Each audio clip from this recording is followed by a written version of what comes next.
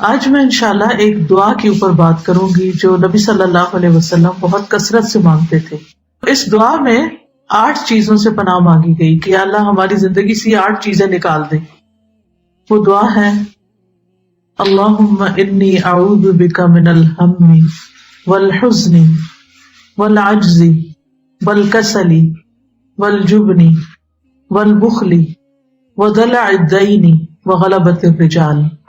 اے اللہ میں تیری پناہ مانگتا ہوں ہم اور غم، عاجزی اور سستی، بخل اور بزدلی اور قرضداری کے بوجھ سے اور ظالم لوگوں کے اپنے اوپر غلبے سے. ہماری یہ زندگی بہت چھوٹی ہے آخرت کے مقابلے میں. جب سے اللہ تعالیٰ نے دنیا کو بنایا ہے اس پر ایک طویل زمانہ گزرا ہے. پھر اس کے بعد ہم دنیا میں آئے ہیں اپنی اپنی باری پہ. پھر اس کے بعد پھر موت ہے، موت کے بعد قبر میں جانا ہے، اور قبر کے بعد جب اٹھنا ہے تو حشر کا میدان ہی 50,000 سال کا ہے، اور پھر اس کے بعد جنت اور جہنم جو کبھی ختم ہی نہیں ہوگا. تو ان سارے فیزز میں آپ دیکھیے کہ وہ زندگی جو اس وقت ہمارے پاس ہے وہ کتنی چھوٹی ہے. ہم سے پہلے جو وقت گزرا ہے اللہ تعالیٰ قرآن مجید میں فرماتے ہیں هل أتى على الإنسان حين من الدهر لم يكن شيئا مذكورا. کیا انسان پر زمانے کا ایک طویل وقت ایسا نہیں گزرا کہ وہ کوئی قابل ذکر چیز بھی نہ تھا.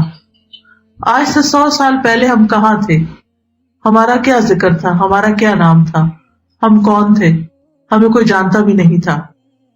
اور آج سے 100 سال بعد کیا ہوگا، ہم پھر ویسے ہی ہو جائیں گے جیسے آنے سے پہلے تھے. آنے سے پہلے کا وقت تو ہمیں کچھ یاد نہیں، لیکن جب ایک دفعہ انسان دنیا میں آ جاتا ہے اور اس کے جسم کو روح مل جاتی ہے تو پھر اس کے اوپر کچھ ذمہ داریاں عائد ہوتی، اور وہ یہ کہ انسان اس دنیا میں رہ کے اپنے رب کو پہچانے، اپنے آپ کو پہچانے، اپنی زندگی کے مقصد کو پہچانے اور ایک اچھا انسان ہونے کا ثبوت دے. اور اچھا انسان ہونے کے 2 بڑے پہلو ہیں. ایک یہ کہ جس نے ہمیں پیدا کیا ہے وہ ہم سے کیا چاہتا ہے، اس کی مرضی کے مطابق رہیں.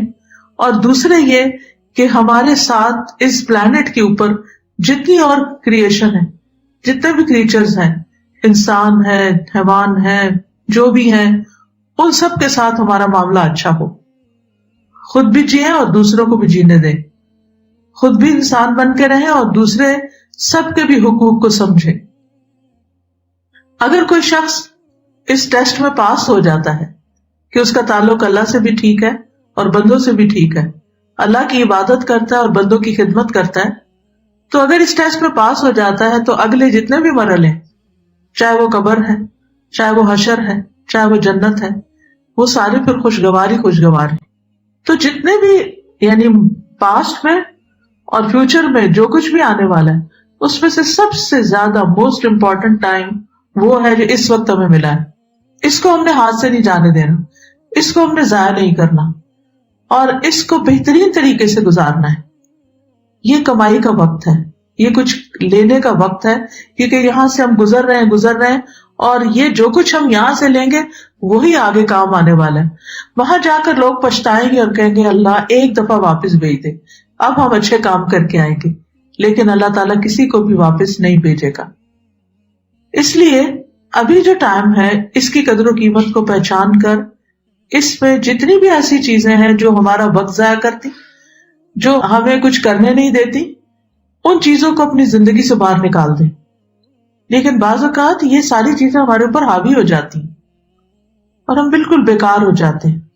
ہمارے پاس سب کچھ ہوتا ہے، ٹائم بھی ہوتا ہے، انرجی بھی ہوتی ہے، زندگی کی باقی نعمتیں بھی ہوتی ہیں، مال و دولت بھی ہوتا ہے، سب کچھ ہوتا ہے، لیکن ہم کچھ بھی نہیں کرتے. تو کیوں نہیں کرتے؟ اس میں یہ 8 فیکٹرز ایسے ہیں جو انسان کو بیکار کر دیتے ہیں.